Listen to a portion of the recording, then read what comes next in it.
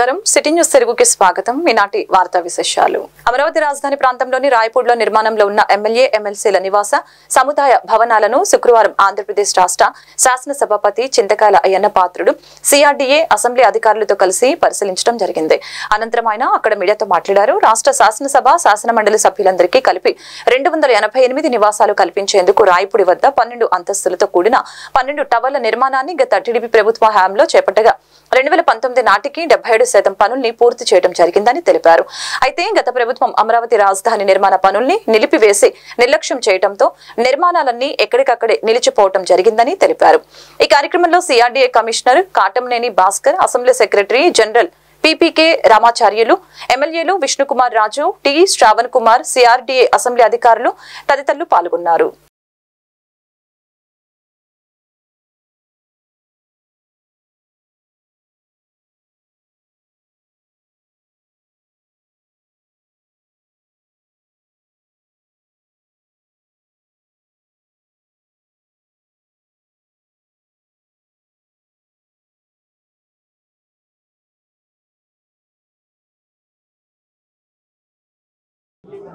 ఈరోజు మన రాజధాని ప్రాంతాన్ని సందర్శించాలని చెప్పి నేను అనుకోవడం జరిగింది. దానికి కారణం ఏంటంటే నేను స్పీకర్గా బాధ్యత తీసుకున్న తర్వాత నేను 10-15 రోజుల నుంచి కూడా మా రివ్యూలో నేను అబ్జర్వ్ చేసింది ఏంటంటే మనకి ఎమ్మెల్యేలు కానీ ఎమ్మెల్సీలు కానీ సుమారు 288 మంది సుమారు ఉంటారు. వాళ్ళందరికీ కూడా ఇక్కడ అకామిడేషన్ లేక చాలా ఇబ్బందులు పడుతున్నారు. ఏదో చిన్న చిన్న హోటల్లో ఉండడం, రావడం, మీటింగ్లు రావడం, వెళ్ళడం జరుగుతుంది. అంచేత ఆల్రెడీ చంద్రబాబు నాయుడు గారు మంచి బ్యూటిఫుల్ ప్లాన్ చేశారు. ఇలా చూశాను ఫస్ట్ టైం రావడం. నేను ఇంత ముందుకు వచ్చారు కానీ రోడ్డు మీద వెళ్ళిపోయాను. నేను ఒక స్పీకర్ హోదాలో ఫస్ట్ టైం రావడం జరిగింది. చాలా బ్రహ్మాండం కట్టారు. టవర్స్ 12 టవర్స్ 12 టవర్స్ ఉన్నాయి. ఒక్కో టవర్ ఒక్కొక్క ఫ్లోర్లో 2 రూమ్స్ తప్పని సుమారు 288 క్వార్టర్స్.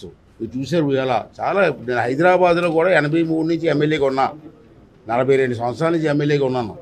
హైదరాబాద్ లాంటి సిటీలో కూడా ఇంత బ్రహ్మాండమైన క్వార్టర్స్ లేవు ఎమ్మెల్యేలకి. చాలా బ్రహ్మాండంగా ప్లాన్ చేశారు ఆ రోజు చంద్రబాబు నాయుడు టైంలో.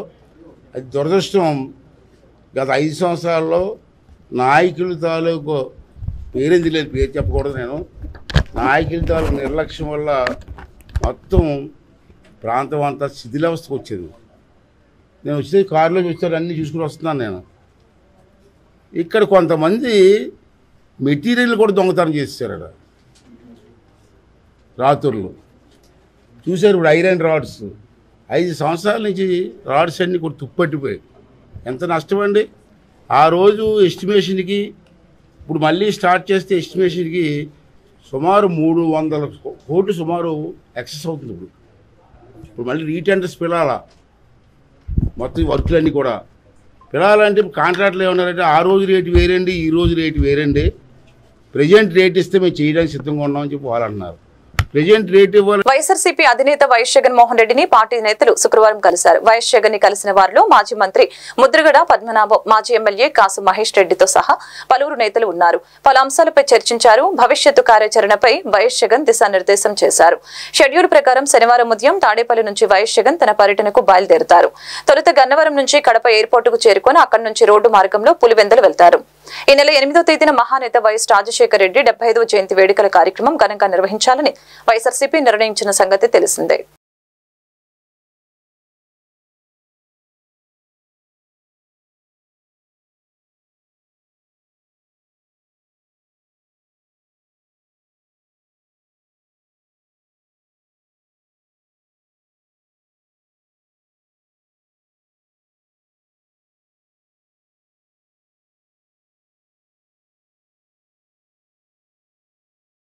ఐ లవ్ గుడివాడ కాన్సెప్ట్ ద్వారా మన ఊరిని క్లీన్ అండ్ గ్రీన్ గుడివాడగా అభివృద్ధి చేసుకుందామని ఎమ్మెల్యే వెనికండ్ల రాము తెలిపారు.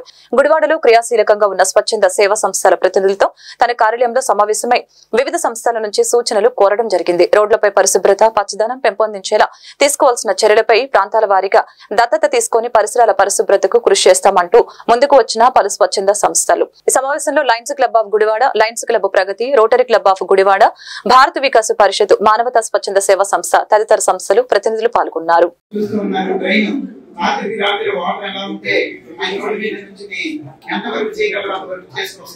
అలాంటి మహానుభావుడికి మన యొక్క చేయూతని నేను సైతం అన్నట్టు ఇవ్వాలి.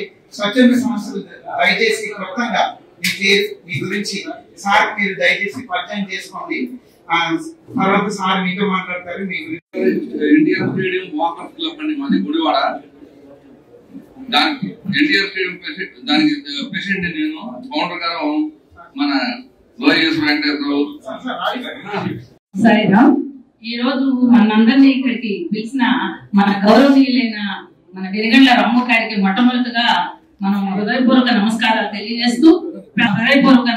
తెలియజేస్తూ నేను ఈ సంవత్సరం కాకుండా మన గుడివాడ వచ్చిన వాళ్ళందరూ ఏమిటి మురికి ఉన్నారు. నిజంగా రోడ్లు బాగాలేదు, ఇవన్నీ వేరే ఉంటాయి. అసలు మురిగ్గా ఉందంట.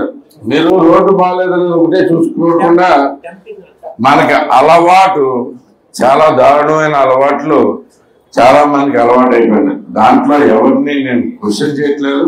అది ఓన్లీ మనకి కొన్ని తరాలుగా కొన్నిసార్లు చూసి చూసి చూసి ఒక అలవాటు చేసుకుంటాం మనం. ఇప్పుడు అదే మనమే బయటకు వెళ్తే, అంటే ఇప్పుడు ఫర్ ఎగ్జాంపుల్ ఏ అమెరికా వెళ్ళారు, మీలో చాలా మంది వెళ్ళి ఉంటారు. అందరికి యుఎస్ లో పిల్లలు ఎవరో ఒకటి ఉన్నారు, వెళ్ళే ఉంటారు. మీరు యుఎస్ వెళ్ళి మంచినీళ్ళు వాటర్ బాటిల్ తాగి ఇసిరేస్తారు ఎక్కడన్నా? డస్ట్బిన్ కోసం చూస్తాం కదా. డస్ట్బిన్ లేకపోతే జేబులో పెట్టుకునే సందర్భాలు ఉన్నాయి.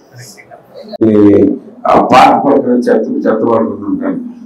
బండి తీపిచ్చేసి అక్కడ ఏమి లేకుండా చేస్తారు. వాళ్ళందరితో మీటింగ్ పెట్టారు.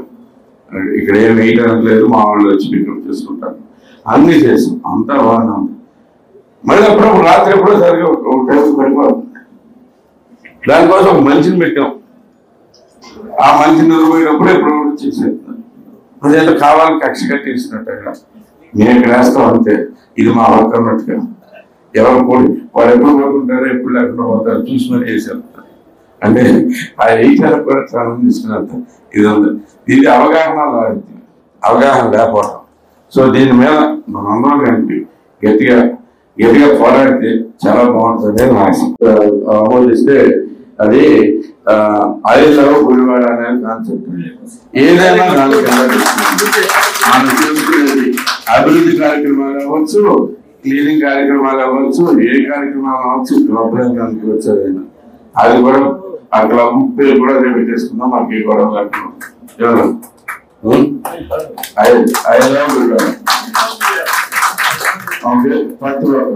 ఇలాంటి ఈ కార్యక్రమం చేపట్టి మొట్టమొదటిగా గుడివాడ మీద మనకందరికీ ఇష్టం ఉంది, ఇష్టం పడ దాన్ని మొదలు పెడుతున్నా ఇదైతే చేద్దాం. ఆగస్టు 15న మనకి ఇనాగ్రేషన్ ప్లాన్ పెట్టుకున్నాం. ఆగస్టు 15 కాన్సెప్ట్కి ఆగస్టు 15న ఇనాగ్రేషన్ ప్లాన్ చేసుకున్నాం. దానికోసం వాళ్ళం. అలాగే మీ క్లబ్ల విషయానికి వచ్చేస్తే క్లబ్స్ అన్నింటినీ కలిపి ప్రతి 6 నెలలకి 5 మారుతూ ఉంటారు. ఎక్కువ మంది ఉన్నా కానీ మరీ క్లబ్జీగా అయిపోతుంది. ఓకే, 5 మెంబర్స్ తోటి, ఆ 5 మెంబర్లోనే ఒక చైర్మన్ తోటి ఒక చైర్మన్ 5 మెంబర్స్ పెట్టారు. మన చైర్మన్ పెట్టుకుంటే 5 మెంబర్స్ ప్రతి అంటే రొటేషన్ పద్ధతిలో తీసుకుందాం. ఏ క్లబ్ అయితే మన ఇచ్చిన ప్రోగ్రామ్స్ అన్ని చేసుకుంటుందో, ఇదంతా చేసుకుంటుందో, వాళ్ళు చేసే కార్యక్రమాలకి 5 లక్షల రూపాయలు నా తరపున డొనేషన్.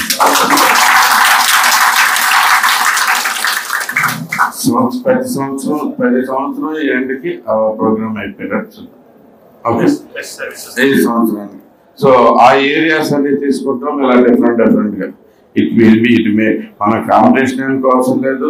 జిల్లాలోని ఏ గ్రామంలోనూ తాగునీరు కలుషితమై అతిసార ప్రబలకుండా ముందస్తుగా అన్ని జాగ్రత్త చర్యలు చేపట్టాలని కృష్ణా జిల్లా కలెక్టర్ డికే బాలాజీ అధికారులకి అప్రమత్తం చేశారు. మచిలీపట్నం మండలం సుల్తాన్ నగరం, ఆకుమర్రు గ్రామాల్లో ఉపరితల జలాశయాలను మంగళవారం ఆయన పరిశీలించడం జరిగింది.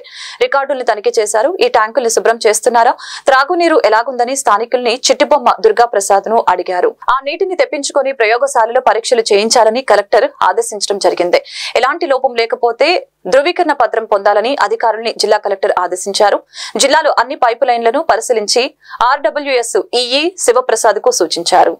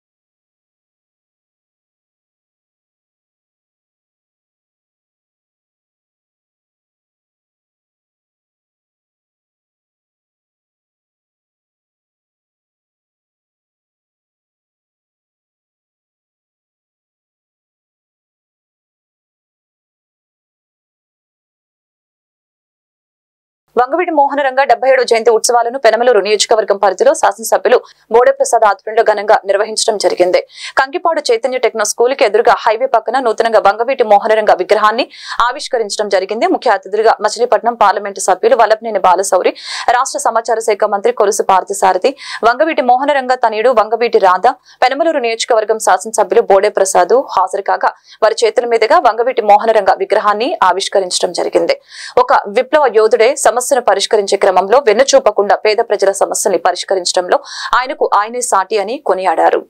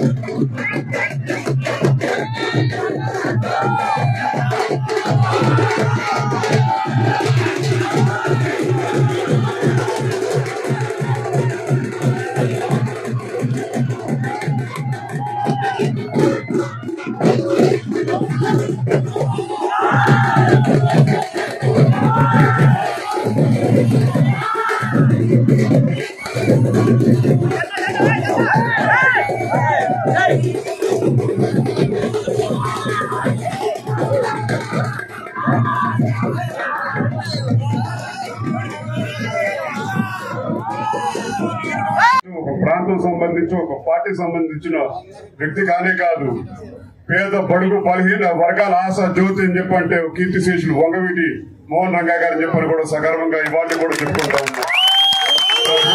రాబోయే రోజుల్లో కూడా ఇదే ఐకమత్యంతో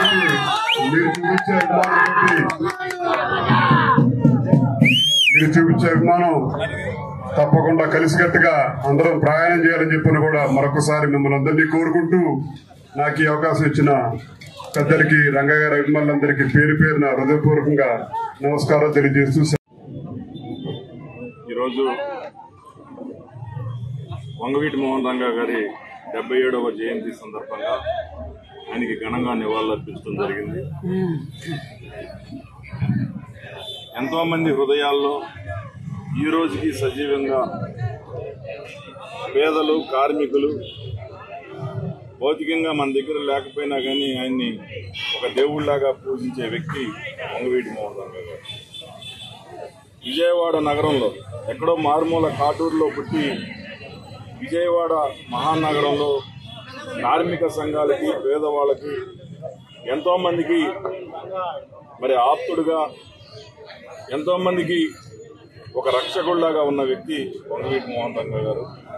మరి అలాంటి వ్యక్తికి ఈరోజు మనం ఘనంగా నివాళులు అర్పించుకోవడం జరిగింది. ఈ వార్తలు ఇంతటితో సమాప్తం. మరొక బులెటిన్లో మళ్ళీ కలుద్దాం. నమస్కారం.